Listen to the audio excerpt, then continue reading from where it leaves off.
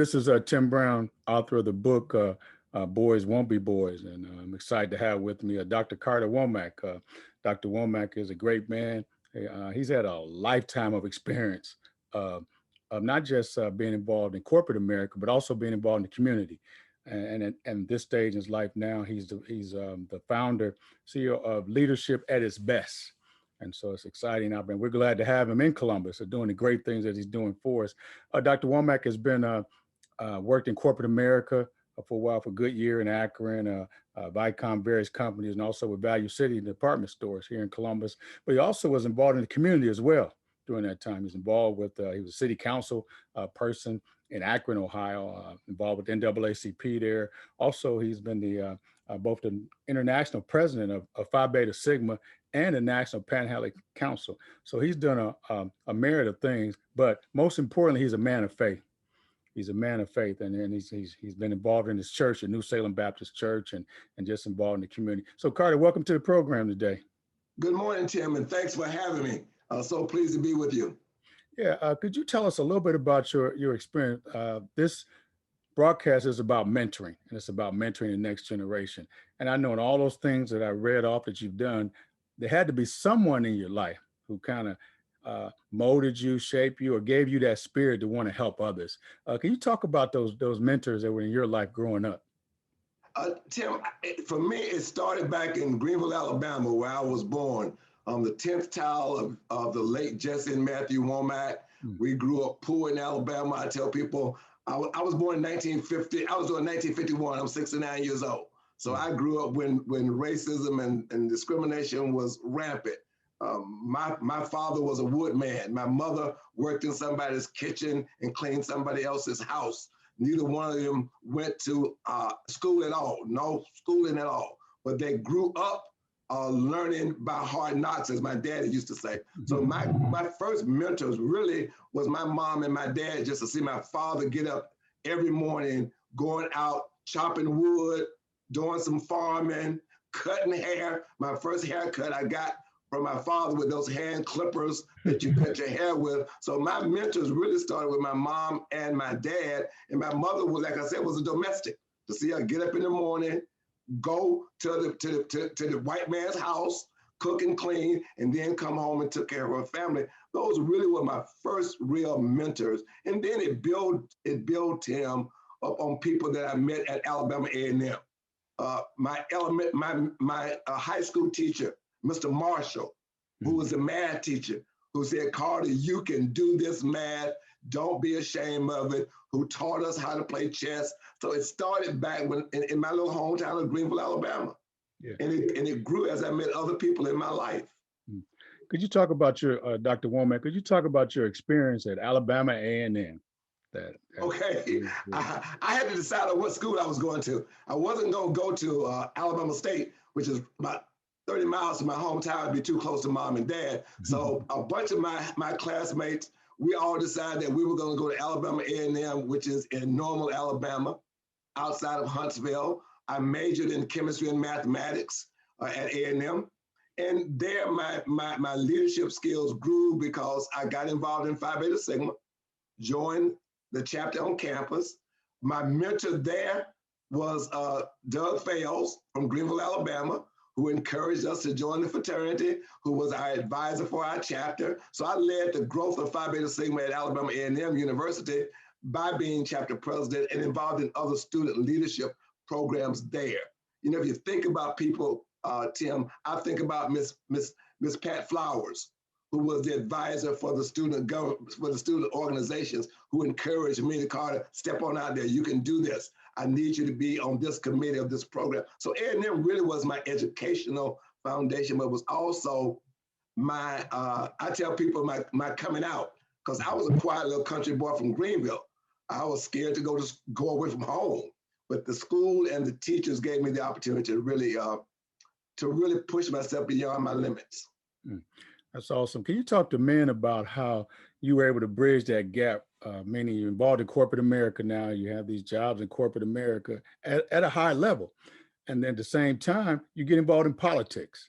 You know, how did that go over? You know, you become a city council person, Akron, then you got to go to work in corporate America. How did that work out for you? Well, Tim, that the city council job, and it was a job because I got paid too. Yeah. That was a little stipend that came along with it. Right. So I got involved in city council really as a result of, again, being working in a fraternity. People knew who I was. I was my chapter president there, and I got connected with Vernon and Barbara Sykes, who were the young and upcoming politicians in Columbus, as well as Jim Williams, who was on city council, and others that really propelled me into getting into politics. And I got appointed to fill a vacant position. And then after that vacant position term was over, I ran and got elected as city council and served on city council for almost 5 years. So it was a balancing act, because working on city council and then working in a leadership role at Goodyear, I could not, you had to abstain from issues related to your company that were coming up, but also being involved in Akron. Akron, I tell people, Akron is where I grew up and became a man and engaged in the community. And that's really where I really jumped into the mentoring program through my fraternity chapter. And we organized our Sigma Beta Club, which is our youth affiliate group for boys in middle and high school. Some of my boys, Tim, that I work with now are 59, 60 years old, because I didn't realize how young I was at that age. And they are doing phenomenal things. Some right here in the city of Columbus and in Dayton and around the world. Yeah. Oh, that's awesome. That's awesome. Your involvement in that, what led you to the, now with leadership at its best? What led you to that? Tim, I tell people, I wrote down the name of this company probably now 25 years ago. I woke up in the middle of the night. I tell people, God gave me the name. My mentor, Charles Wright, who was a past national president of Phi Beta Sigma, told me, always by your bed, have a notepad. So if something comes to you in the middle of the night, you won't remember tomorrow, write it down. So I wrote down leadership at its best, and the idea stuck with me. And when I got to Columbus and I was working at Value City department stores, I decided that I was leaving the company, organizational changes and downsizing. So I decided I was going to start this company, Leadership at Its Best. And we started with the focus of working with young men, primary middle school, elementary school, really all the way through college. And we also do some work with adults, but my passion and purpose is our Black boys, and now really all boys from elementary all the way through college. Yeah. I met you back at Brookhaven High School.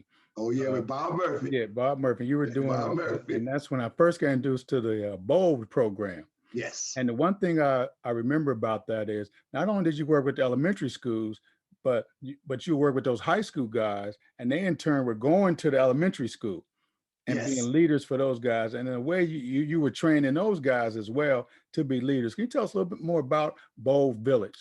Okay, our BOLD program, Tim, our BOLD program stands for Black-Male Orientation to Leadership Development. But now we've rounded it off to say it's Brothers Orientation to Leadership Development. And our BOLD Village program was, we had a relationship with the elementary school, the middle school, and the high school, which was Brookhaven, and they were feeder schools. So we had young men in the elementary school, young men in the middle school, guys in the high school, and we created what we call the BOLD Village. And we had adult men like you who were coming to some of the programs and events. And so it was the young man, it was the boy, the young man, and the high school guy, and they were paired up into pairs of 3, along with adult men that we brought into the conversations. And we started the BOLD Village. The idea was each one reach one and each one teach one. And it was a phenomenal relationship that we had over with Bob Murphy and Brookhaven. And we want to replicate that again in some other opportunities here in Columbus.